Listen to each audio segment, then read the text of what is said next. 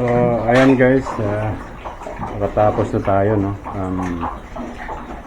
Nakabili na tayo ng feeds kanina. Bali wala dito sa malapit natin, no? So, minabuti natin pumunta ng Bangkiruhan. Kahit matraffic, mainit, kinaya natin, no? Tapos, 2 sako yung binili natin na feeds. Isa yung lactating at saka yung grower. Kasi meron pa tayong natira ng mga biik, no? Yung third batch natin. So, ayan. Kanina umaga nakunan niya ng 3.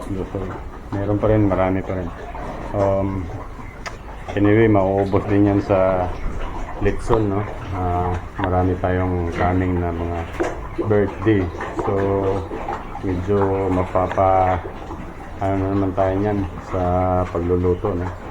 So, ayan. Since tapos na tayo, siya nga pala guys, ito, yan. Bibinta na natin yan. Kasi, pangbayad natin sa motor natin, no? Bali meron tayong XTZ 125 na kabady natin, kapalit ng XRM 125 natin na si Legendary, no?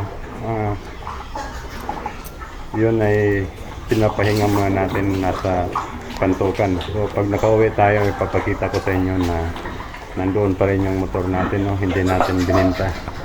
Actually, ayaw ko talagang ibenta siya kasi malaking tulong sa akin since nung ako'y nagsimula ng baboy sa probinsya hanggang dito sa Davao, and pabalik na naman yung province.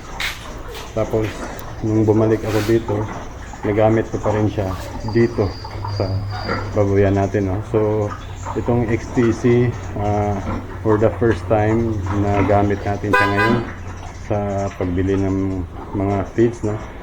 So ayan,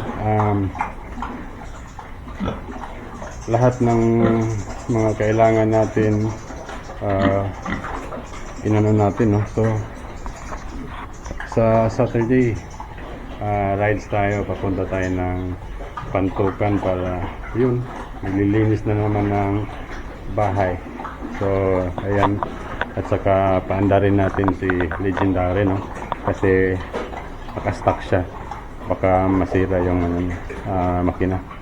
So ayan, maraming salamat sa inyo guys. Babus!